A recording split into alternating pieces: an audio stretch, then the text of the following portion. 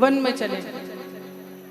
One में चले गए, एक जंगल में चले गए। वहां जाकर उस शिष्य ने, जिसको शैतानी करने का खूब मस्ती करता था, जो खूब शैतानी करता था, उसने एक मजदूर के, एक खेत में काम करने वाले किसान के जूते देखे। उनको कहता है गुरुजी को देखकर, इन जूतों को मैं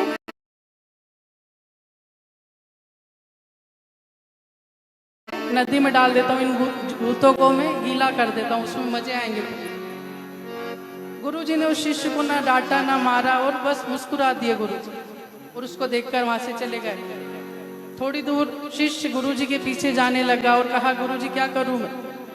तो गुरुजी ने कुछ धन दे दिया, कुछ पैसे दे दिए, कहा दिया कि उस जूते के पास रख दो, उन जूतों के पास रख दो, उन चप्पल के पास रख दो, जो जूते रखे थे जिनको तुम गीला करना चाहते थे, उसके पास ये पैसे रख दो। वो शिष्य पैसे ले जाकर पास में रख देता है जहाँ जूते रखे थे। जैसे ही मजदूर आता है, जैसे ही वो गांव का व्यक्ति आता है, उन जूतों को पहनने लगता है, देखता है तो बहुत सारा वहां पर धन रखा है, वहां पर बहुत सारा पैसा रखा रहता है, वहां पे बहुत सारा धन रखा हुआ। उस धन को देखकर जब वो गांव का व्यक्ति, वो किसान, एक मजदूर वो जूते पहनने लगता, तो धन उठाकर भगवान के हाथ जोड़कर कहने लगता, प्रभु आपने बहुत कृपा करी मुझ पर, आपने मेरा इतना ध्यान रखा कि आज मेरे घर में सब भूखे सोने वाले थे, तो आपने मेरे लिए धन का इंतजाम कर दिया। वो किसान उस धन को लेकर जाने लगा। जैसे उस धन को रख लिया अपनी पोटली में, अपने पास रख लिया और जाने लगा। शिष्य गुरुजी के पास आकर पूछता है, गुरुजी आपने मुझे धन क्यों दिया था? इतना सारा सोने की मुद्रा क्यों दी थी? इतने सारे सोने के सिक्के क्यों दिए? जैसे ही गुरुजी से पूछा उसने, गुरुजी ने उस शिष्य से कहा, गुरुजी ने अपने चेले से कहा कि किसी को परेशान करने में, किसी को तंग करने में वो मजा नहीं आता, पर तुमने उस किसान की सेवा करी, तुमने उस मजदूर की सेवा करी, तो उसने भगवान से तुम्हारे लिए प्रार्थना करी। क्या करी? भगवान से प्रार्थना करी कि जिसने मेरे लिए धन छोड़ा, प्रभु उसको दीर्घायु देना, उसको खूब सारा धन देना, वैसे लोगों की मदद करते रहे। संत ने कहा, उन गुरुजी ने कहा कि जब तुम किसी की मदद करते हो, जब तुम किसी का ध्यान रखते हो, किसी की सेवा करते हो, जब तुम सेवा करते हो किसी की, तो तुम्हें जो आनंद मिलेगा वो कहीं नहीं मिलेगा। सेवा से बढ़कर इस दुनिया में कोई तुम्हें आनंद नहीं मिलेगा। संत की बात सुनकर वो शिष्य को लगा कि मैंने अब तक ना जाने कितनी बार गलती करी, लोगों को परेशान करा, लोगों के काम में विघ्न डाला, पर सच्ची मस्ती, सच्ची सेवा जब मैंने करी, जब मैंने सच्ची सेवा करी किसी की, जब मैंने किसी का अच्छा काम करा, किसी के लिए अच्छा सोचा, तो वो लौट कर मेरे पास आएगा। गुरुजी के चरणों में वो शिष्य ने प्रणाम करा। गुरुजी ने उठाकर उस शिष्य को उठाकर अपने गले से लगाया, अपने गले से, कि तुम जब इस जगत में रहो तो सबकी सेवा करना, सबका अच्छा करना, किसी का बुरा मत सोचना, किसी का बुरा मत सोचना। आइए हम सभी एक सुंदर भजन श्रवण करेंगे।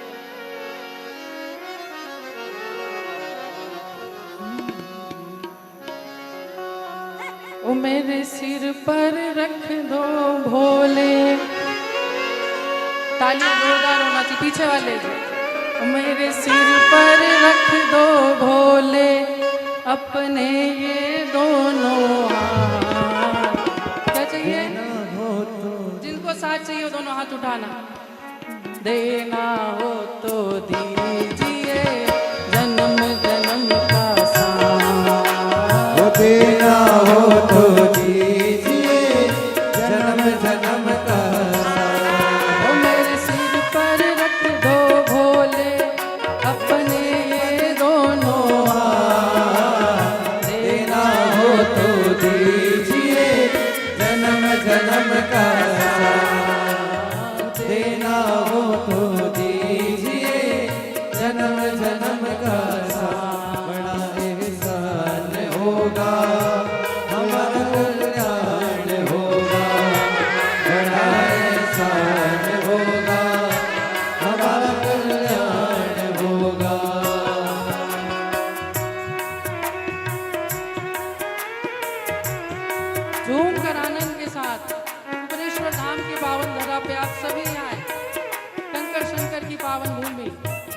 दोनों हाथों से ताली सेवा देते हुए।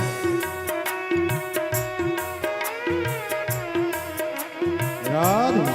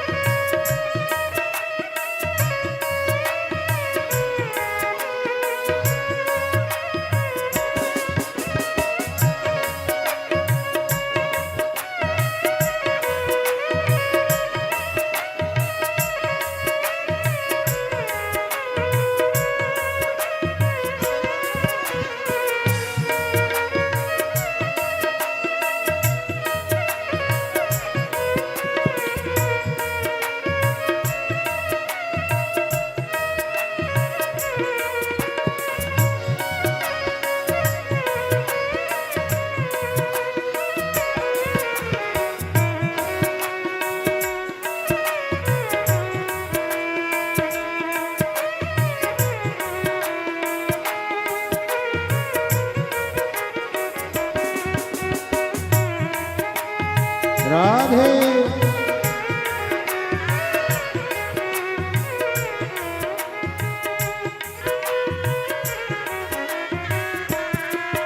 ओ देने वाले शंभू से धन और दौलत का मांगे। देने वाले शंभू से धन और दौलत का मांगे। ओ देने वाले शंभू से धन और दौलत का मांगे। वो देने वाले शंभू से धन और दौलत क्या मांगे। ओ मांगे भी तो नाम और शोहरत, धन वैभव भी क्या मांगे।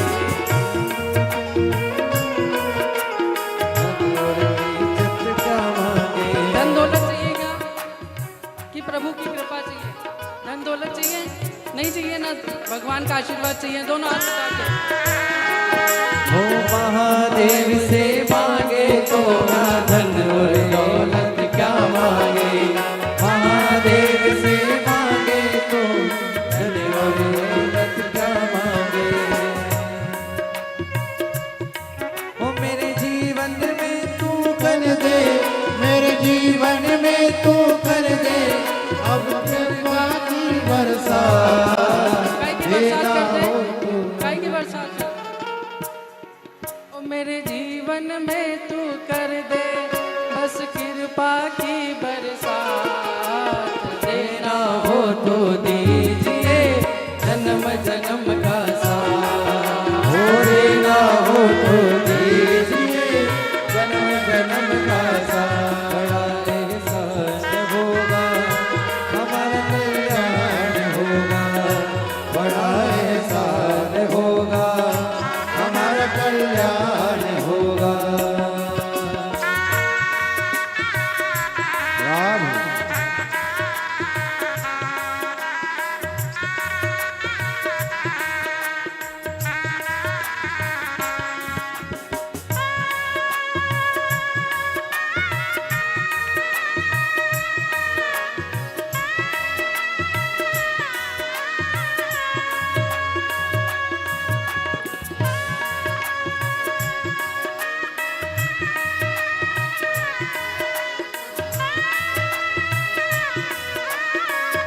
राम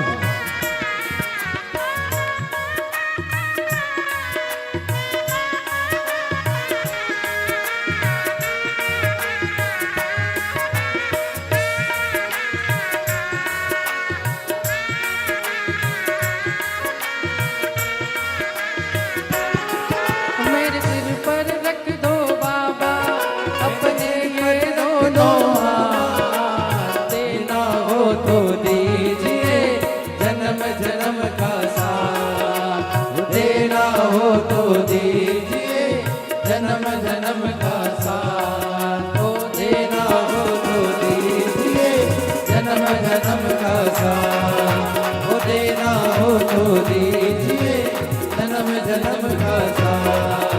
ओ देना हो तो दीजिए जन्म जन्म का साथ। ओ देना हो तो दीजिए जन्म जन्म का साथ। हर हर महादेव, हर हर महादेव, हर हर महादेव।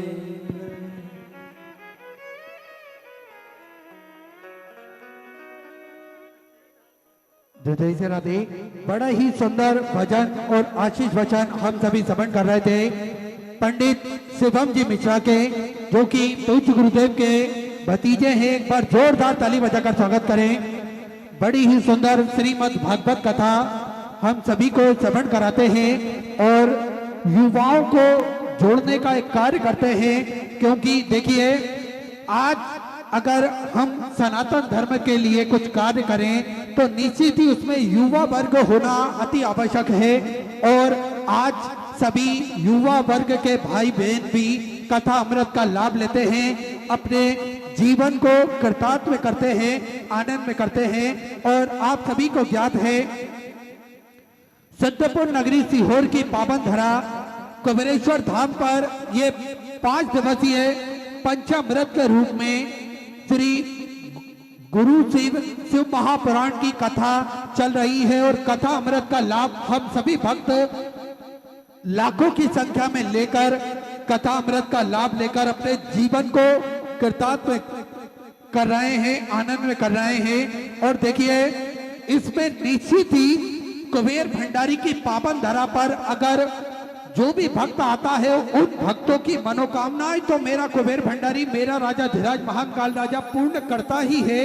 लेकिन इस धरा पर एक बड़ा ही महत्व रहता है यजमान पद ग्रहण करने का, क्योंकि लाइन लगी रहती है और कुछ भक्तों को ही ये पुण्य फल प्राप्त होता है कि ये कुबेर भंडारी की पावन धरा पर जो कथा अमृत चलती है उसमें जजमान पद ग्रहण कर सके। और इसी सुंदर पंचामृत शिव महापुराण के अंतर्गत जो पुण्यशाली भाग्यशाली जजमान बने हैं उन सभी पावनशाली पुण्यशाली दानदाताओं के नाम श्रीमती दमयंती जी कृष्णलाल जी गुप्ता अंबाला सिटी से, स्वर्गीय मथुरी बाई, स्वर्गीय श्यामलाल जी गोपापत जी की स्मृति में, नाला लाल, दुर्गा शंकर, रमेश चंद्र, सोनू नरेश जी खरसान उदयपुर राजस्थान से, श्रीमती उर्मिला जी घनेरी बाला परिवार चेन्नई से, स्वर्गीय पति शिवचरण जी पांडे की स्मृति में, श्रीमती आशाबाई जी पांडे कर मेहता जबलपुर मध्य प्रदेश से, स्वर्गीय शिवाजी विठल जी, स्वर्गीय संदीप जी शिवाजी जादव की स्मृति में, श्रीमती मंगल शिवाजी जादव, आर्यन भगवान कदम जी गोवा से, श्रीमती प्रतिभा जी जयसवाल, ओम प्रकाश जी जयसवाल देवास मध्य प्रदेश से, स्वर्गीय कृष्णा देवी मांडू सिंह जी राठौर की स्मृति में, पूनम जी राजकुमार जी राठौर सुप्रीम कोर्ट वरिष्ठ अधिवक्ता दिल्ली से,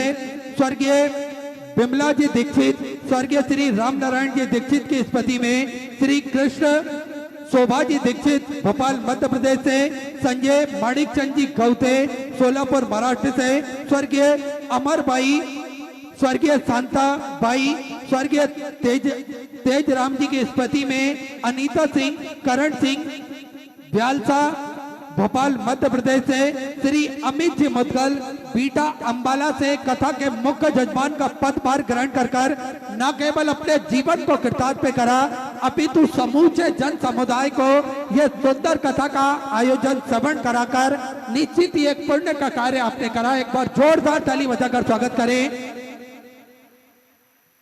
और देखिए जीप पर जब तक बाबा भोलेनाथ की कृपा ना हो तब तक इस पृथ्वी पर, इस दुनिया में, इस संसार में कोई भी कार्य संभव नहीं हो सकता। हम सभी देवाधिदेव महादेव के चरणों के दास हैं, उनकी कृपा दृष्टि के साये में ही अपना जीवन यापन करना चाहते हैं। हम सभी महादेव के मंदिर जाएं, देवालय जाएं और भगवान का जल अभिषेक करें। और इसी बीच में पूज्य गुरुदेव का आगमन हो चुका है। सुंदर गुरु वंदना, सुंदर गुरु वचन हम सभी श्रवण करेंगे। जय जय श्री राधे, हर हर महादेव, श्री शिवाय नमस्तुभ्यं।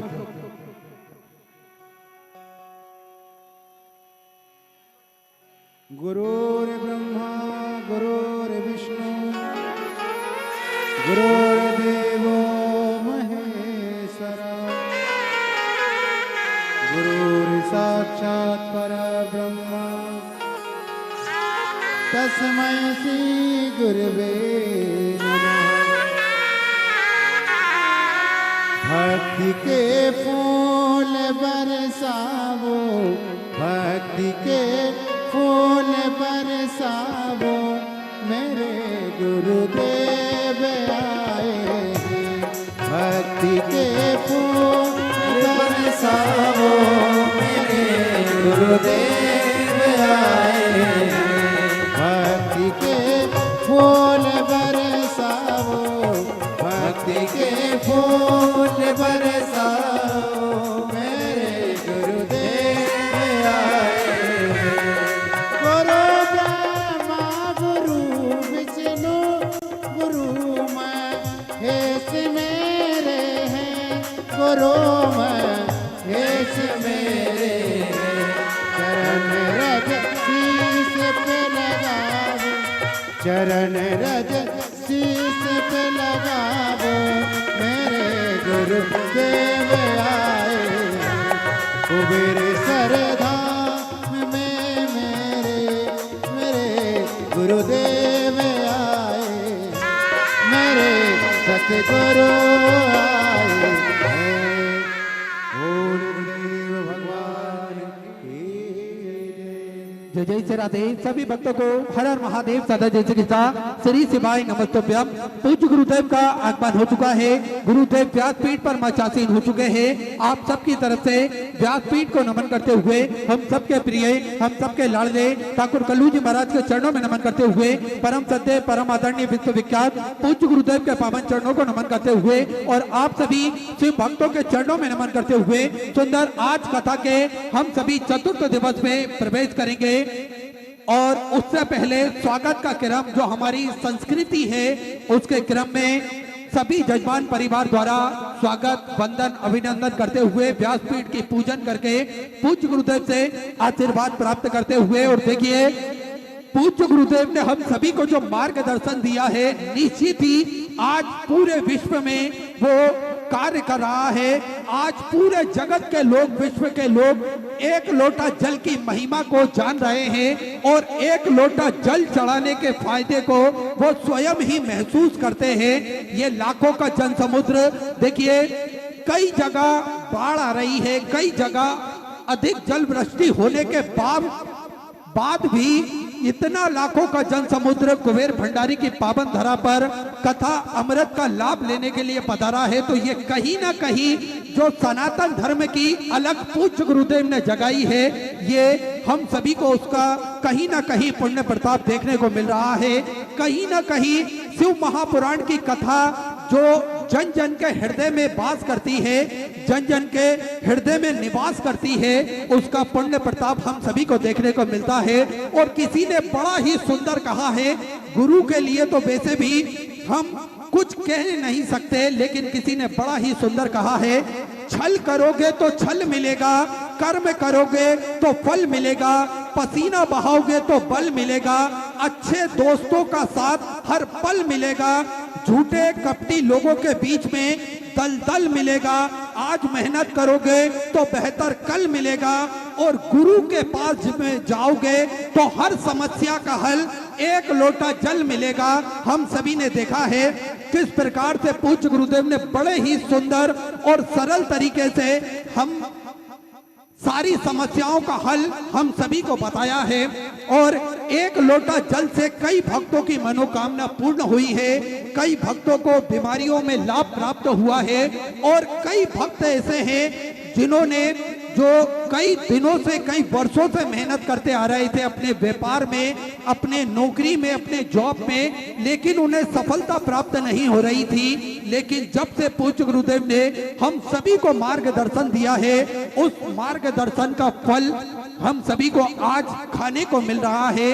देखिए नियमित रूप से एक लोटा जल चढ़ाने का मार्गदर्शन पूज्य गुरुदेव ने हम सभी को बताया है। और देखिए गुरु की महिमा क्या होती है। गुरु शिव महापुराण ये चल रही है और हम सभी देखिए, वैसे तो गुरु के बारे में हम कुछ ज्यादा बोल नहीं सकते, क्योंकि गुरु के शब्दों में ही सारी बातें छुपी होती हैं और उनसे ही हमें जान लेना चाहिए, पहचान लेना चाहिए कि असली गुरु किस प्रकार से होता है। क्योंकि गुरु वह है जो जगा दे, परम से मिला दे, दिशा बता दे, खोया हुआ दिला दे, पुकारना सिखा दे, आत्म परिचय करा दे, मार्गदर्शन दिखा दे और अंत में अपने जैसा ही हमें गुरु बना दे।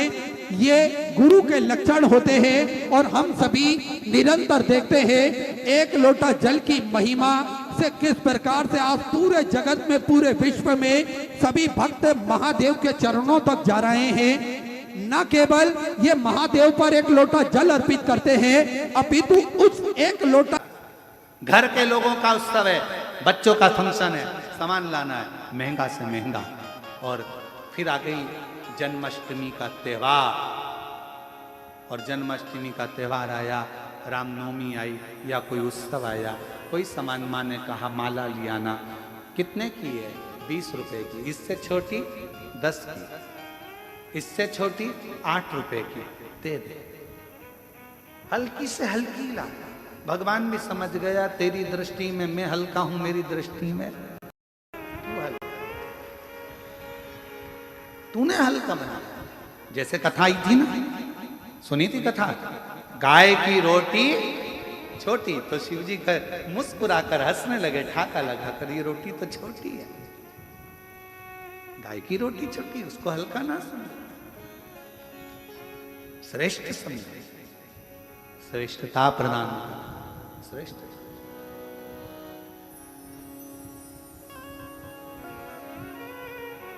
और मेरे भोले तेरा सहारा है, मेरे भोले तेरा सहारा है, मेरी नैया का तू किनारा है, मेरी नैया का तू किनारा है।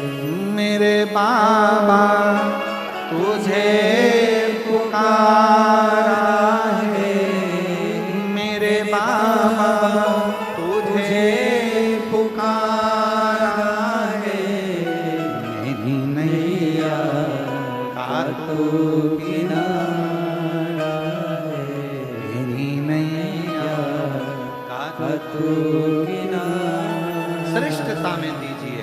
मालिनी जब भी सामान लाती गुनगुनाती प्रसन्न चित्त में। तुम्हारे पूजन करते समय मंदिर में तुम पूजन कर रहे हो, पूजन करते समय मान लो तुम्हारी पड़ोसन तुम्हारी थाली में से कोई सामान चढ़ा दे, प्रसन्न हो, कोई बात नहीं। मैं चढ़ाती तूने चढ़ा दिया, कोई बात। हरतालिका तीज का पूजन कर रहे हो, बहुत सारी महिलाएं पूजन करती हैं, थालियां एक साथ आ जाती हैं, सबकी थाली रखी रहती है, ध्यान नहीं रहता कौन सी थाली कौन की है, तुमने किसी ने तुम्हारी थाली में से सामान लेकर चढ़ा दिया, कोई बात नहीं। मैं चढ़ाती तूने चढ़ा दिया, बाबा तो देख रहा है ना किसका है, कहाँ से आया, ये उसको मालूम है। मेरे बताने से थोड़ी, मेरे बताने से। कितना सुंदर कहा है महाराज। अग्नि पुराण में एक बात मिलती है,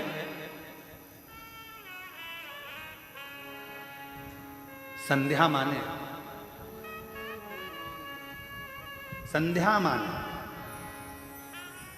पूछ लिया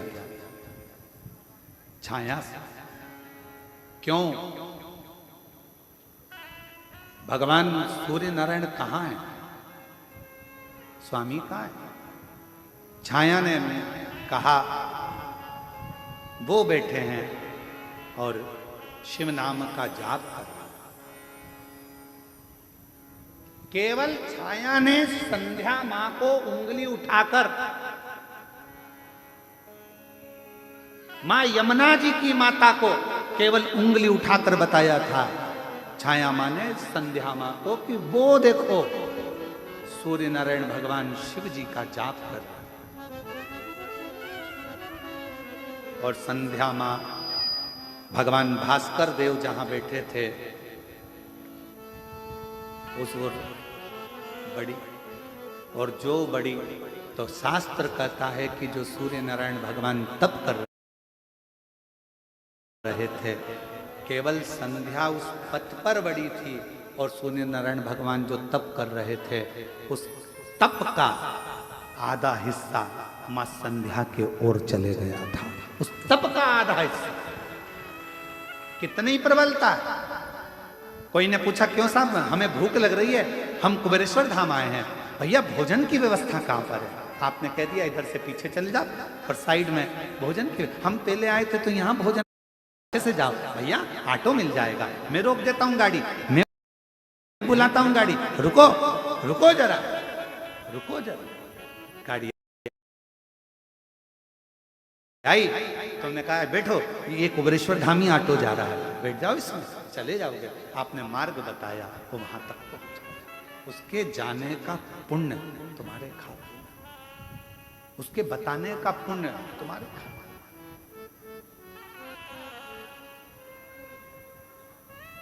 हमारी माता जी हमको कहती हैं कि वो ऑटो वाले बड़े बेकार हो गए। हमने पूछा काहे हो गए माँ? तो कहने लगे बताओ ऑटो वालों को यात्रियों को ले जाना चाहिए कुबेरेश्वर धाम, वो आ जाते हैं घर पे ले। हमने कहा माँ ऑटो वाले भी भाग्यशाली हैं, उनको मालूम है कि वो बताते बताते जाते हैं कि ये गुरुजी का घर है और यहाँ गुरुजी रहते हैं और वहाँ कुबेरेश्वर बाबा रहते हैं, कुबेर भंडारी। वो बताते बताते उनको उसका पुण्य मिल जाता होगा थोड़ा थोड़ा थोड़ा थोड़ा। क्यों चिंता करना, क्यों डिप्रेशन लेना, क्यों टेंशन? अरे बेचारे परेशान होते हैं, आते हैं, खड़े रहते हैं, तुम तो रहते नहीं हो, और वो बेचारे यहाँ खड़े होकर जाते हैं, बड़ा दिल दुखता है। हमने कहा माँ तुमको लगता है कि दिल दुखता है, पर उनको चेहरे पर प्रसन्नता रहती है कि हमने गुरु का घर भी देख लिया। उनके चेहरे पर प्रसन्नता रहती है, उनका भाव शुद्ध है, उनका भाव निर्मल। क्या सोचना, मार्ग बताना। और ये कथा आती है श्रीमद् भागवत में, हमने कई बार इसका वाचन पूर्व में स्मरण किया है। एक गांव का व्यक्ति शहर में पहुंच गया, लड़के का पता था, छोटा सा एड्रेस था, एड्रेस लेकर गया। भैया बताओ तो जरा ये मेरा बेटा कहाँ है? कोई बताए नहीं, धुतकार दिया। किसी एक व्यक्ति ने इशारा कर कर बताया कि उधर रहता है। वो इशारा बताया, गांव का व्यक्ति उधर गया तो शिव पुराण की कथा चल रही थी, वहीं बैठ गया, कथा सुनी, जाने लगा। स्कूटर पे बेटा आ रहा था, बाप को देखकर बिठा कर ले गया। जिसने रास्ता दिखाया था वो इतना पाप कर चुका था कि उसको स्वर्ग मिलना मुश्किल था। पर मरने के बाद चित्रगुप्त महाराज से पूछा गया इसके पाप और पुण्य गिनो। चित्रगुप्त महाराज ने कहा इसने जिंदगी में पाप ही पाप करा है, केवल एक पुण्य करा, शिव महापुराण का रास्ता दिखाया था। इतने में धर्मराज बोले रास्ता नहीं दिखाया था, उस गांव के व्यक्ति को उसके बेटे का एड्रेस बताया था। वो तो गांव वाला जाकर बैठ गया कथा में, कुछ भी हो पर कथा में तो गया था ना, उसका पुण्य का हिस्सा इसके खाते में डाला जाए और इसको भी स्वर्ग का रास्ता दिखा दिया जाए। इसने कथा का रास्ता दिखाया, इसे स्वर्ग का रास्ता दिखा, पुण्य का पाप हमारे खाते में। मालिनी माता पार्वती जी की सहेली प्रसन्न होती थी, आनंदित होती थी और प्रसन्न मुद्रा में सेवा का कार्य लेकर आती। गुरु की आज्ञा हो, मंदिर की सेवा हो, भगवान का काम हो, घर के अंदर प्रसन्नता होना चाहिए। मालूम पड़े घर में एक तो अच्छा काम कर रहा है, पति का मुंह फूला। कौन ने कहा था तेरे को पशुपति व्रत करने का? देवरानी का मुंह फूले, जेठानी का मुंह फूले, परिवार का मुंह फूले, सास का मुंह फूले, ससुरा का मुंह फूले।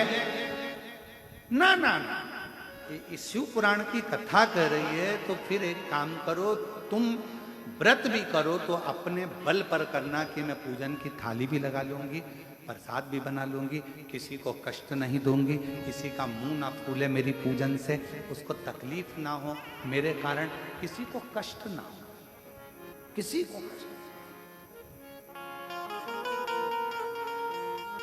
श्रेष्ठ कर्म करा जाए और वही कर्म का आनंद हो। महाराज शिव महापुराण की कथा कर रही है, भगवान शंकर का चरित्र कराए, शिव तत्व कराए, मालिनी प्रसन्न चित्त में लेकर आती थी। समय आया, एक दिन मालिनी पार्वती मैया छोटी सी थी और बाल्यावस्था में माता पार्वती जी तुरंत वन में चली गई थी और एक गुफा के अंदर बैठकर शिवलिंग का पूजन करती थी। उनके साथ मालिनी भी गई थी। मालिनी ने देखा, पार्वती से कहा तू छोटी है। मालिनी बोली, माँ हे गौरा, तुम छोटी हो और तुम शिव जी को कैसे पहचानोगी? मान लो शंकर भगवान छोटे से रूप में आ गए और तुम उसको पहचानोगी कैसे, उसको जानोगी कैसे? मालिनी भगवान की सेवा का सामान लाती लाती इतनी विद्वान हो गई थी कि उसे आगे का भाग नजर आ गया। आगे का भाग नजर आ गया। अग्रण्य होना क्या? मालिनी ने कहा पार्वती जी से, मान लो भगवान छोटा सा रूप रखकर आ गए, तुम उसे पहचानोगी कैसे? इतने में पार्वती जी ने कहा, गोरा जी बोली, मालिनी तू कैसी बात करती है? इतना बड़ा त्रिलोकी का नाथ के इतना सा बच्चा बनकर आएगा? ना ना ना, फालतू की बात मत कर, तू तो मेरा पूजन का सामान दे। पूजन का सामान दिया, पूजन चालू। समय बीतता गया, हिमालय राज को मालूम पड़ गया। इधर शिव जी ने पूरी परीक्षा ले ली पार्वती जी की। माता पार्वती की परीक्षा ली, ब्राह्मण का रूप रखकर आए, अनेक रूप रखकर आए। और एक दिन भगवान शंकर ने आकर पार्वती जी से कह दिया, तू चिंता मत कर पार्वती, तेरा विवाह मेरे साथ होगा, मैं तुझे ब्याह कर लेकर जाऊंगा। पार्वती जी को वचन दे दिया। वचन, कामदेव भस्म हुआ। समय आया, शिव जी की समाधि टूट चुकी थी, सब कुछ आनंद में था। अब हिमालय राज पार्वती जी को अपने घर ले गए। मेरी बेटी ने बहुत तप कर लिया, अब चल, और अब मैं तेरी नहीं सुनूंगा, तेरा विवाह कहां करना है मैं निश्चित करूंगा। हिमालय राज ने कहा। हिमालय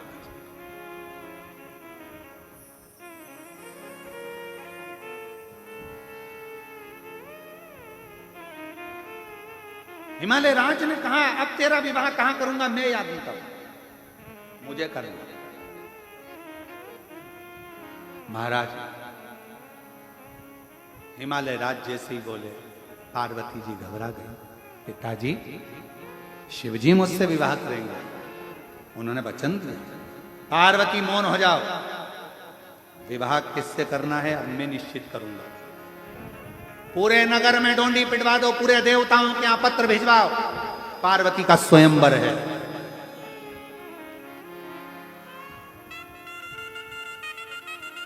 पूरे नगर में डोंडी पिटवाओ और पूरे राज्य में जगह जगह पर सूचना करवाओ, बड़े बड़े राजाओं के पास सूचना पहुंचाओ, देवताओं के पास सूचना पहुंचाओ, पार्वती का स्वयंवर है।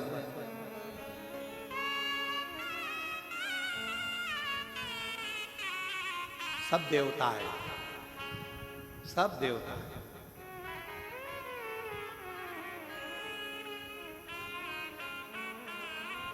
मालिनी ने पार्वती जी का श्रृंगार किया। पार्वती जी बोली, तुझे मालूम है मालिनी, मेरे पिताजी ने देश देश के राजा और देवताओं को बुलाया है। गंधर्व, देवता, असुर सब आए। तारकासुर भी आया था। जैसे मां जानकी जी के स्वयंवर में लंकापति रावण भी आया था। तारकासुर भी आए। स्वयंवर होने जा रहा है। श्रृंगार कर रही है मां मालिनी, माता पार्वती जी का। और ऐसी पहनूं चूड़ी जो कबहू न टूटे, प्रीत का धागा कबहू न छूटे, अटल सुहाग की बिंदिया लगा दो, अटल सुहाग की बिंदिया लगा दो, और मुझे भोले बाबा की दुल्हन बना दो, मुझे भोले बाबा की दुल्हन बना दो। सुनो मालिनी मुझे ऐसी सजा दो, सुनो मालिनी मुझे ऐसी सजा दो, मुझे डमरू वाले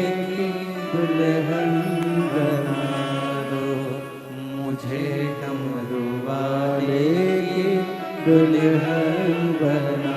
मालनी हंस रही है। अरे गौरा सब आए हैं, पर वो ओघड़दानी शंभू जटाजूट बांधने वाला, भस्मी दमाने वाला, गलों में सांप पहनने वाला, नीलकंठधारी शिव नहीं आया है। मैं पूरी सभा ढूंढ कर आई हूं, पूरी सभा। ये प्रसंग लिंग पुराण का 109 अध्याय और पृष्ठ संख्या 538 में से सुनाया जा रहा है। अगर किसी को संशय हो तो उसमें पढ़ सकते।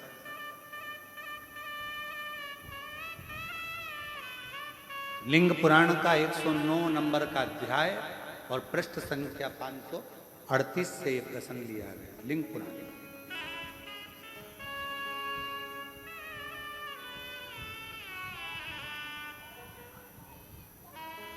शिव कथा कर रही है। और प्रसंग कहा, मालिनी का जो प्रसंग सुनाया है, मालिनी का कहा कि ये क्रमशः मालिनी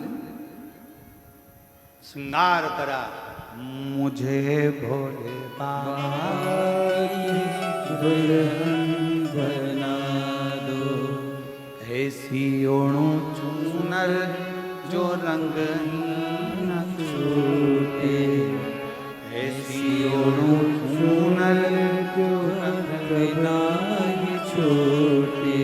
प्रीत का धागा कबहू न टूटे, प्रीत का धागा कबहू न टूटे। भोले को बुला के मेरी डोली सजवा लो, भोले को बुला के मेरी डोली उठवा लो। मुझे डमरू वाले की दुल्हन बना दो, और मुझे डमरू बाबा की दुल्हन बना दो। मुझे सजाओ। मालिनी ने कहा, सब आए, शिव नहीं। चलो तो। मालिनी के हाथ में माला थी, गौरा मैया चल रही थी। चलते चलते चलते चलते आगे पहुंची। सारे देवता देख रहे थे, पूरे गंधर्व देख रहे थे, असुर देख रहे थे। माता का सुंदरता इतनी थी, नेत्र टिके से टिके रह गए। नेत्र टिके से टिके और टिके नेत्र। शिव नहीं। पार्वती मुस्कुरा रही हैं, चली जा रही हैं। हिमालय राज ने सोचा मेरी बेटी के लिए इतने अच्छे अच्छे वर आए। थोड़ी देर में देखा पार्वती जी की गोद में एक छोटा सा बालक शिशु पार्वती की गोद में आ गया। एक छोटा सा बालक शिशु पार्वती जी की गोद में। जितने इंद्र को लगा, बताओ हमारे होते हुए बालक पार्वती की गोद में कैसे पहुंच गया? कौन है ये बालक? इसको मैं समाप्त कर दूंगा। उठाया बच, चलाने के लिए तैयार हुए इंद्र। बालक ने एक किलकारी भरी तो इंद्र का हाथ पत्थर का हो गया, रुक गया। सारे के सारे देवता अपने अपने शस्त्र चलाने लगे। बालक किलकारी करता था और उतनी देर में सबके हाथ पत्थर के हो जाते थे, रुक जाते थे, थम जाते। ब्रह्मा जी भी लगे थे कि ये बालक को तो मैं नष्ट कर दूंगा। इतनी देर में बाजू में बैठा हुआ तारकासुर मुस्कुरा दिया, ठाका लगाकर हंसा। जो तारका हंसा, ब्रह्मा जी ने कहा तू असुर होकर राक्षस होकर हंस रहा है। तारकासुर हंस रहे थे। ब्रह्मा को लगा बात कुछ जरूर है। तारकासुर अगर हंस रहा है, और तारकासुर किसका भक्त है?